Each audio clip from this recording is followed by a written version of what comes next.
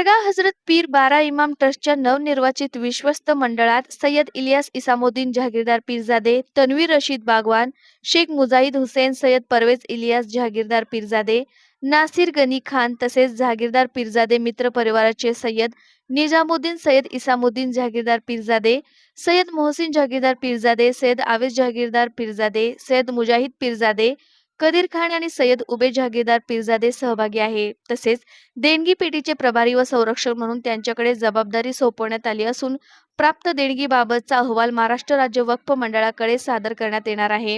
सय्यद परवेज इलियास जहागीरदार पीरजादे यांनी सांगितले की देणगीची रक्कम वक्फ मंडळाच्या निर्देशानुसार तसेच प्रलंबित प्रकरणाच्या अंतिम निर्णयाच्या अधीन राहणार आहे. त्यामुळे भाविकांनी कोणत्या प्रकारच्या अफवा, अपप्रचार किंवा दिशाभूल करणाऱ्या बातम्यांना बळी पडू नये. पुढे ते म्हणाले की कोटला दर्ग्याबाबत काही माध्यमातून व सोशल मीडियाद्वारे चुकीची व दिशाभूल करणारी माहिती प्रसारित केली जात आहे.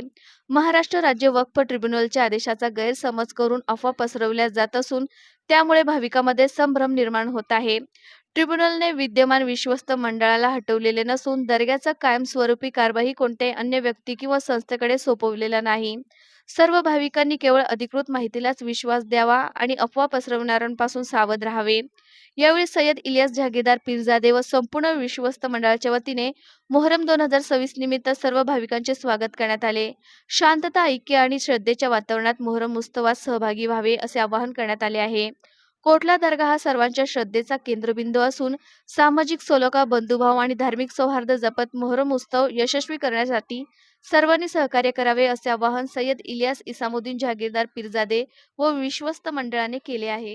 हजरत बारा इमाम कोटला दर्गा बाबत काही माध्यमातून व सोशल मीडियाद्वारे चुकीचे व दिशाभूल करणारे माहिती प्रसारित केली जात आहे.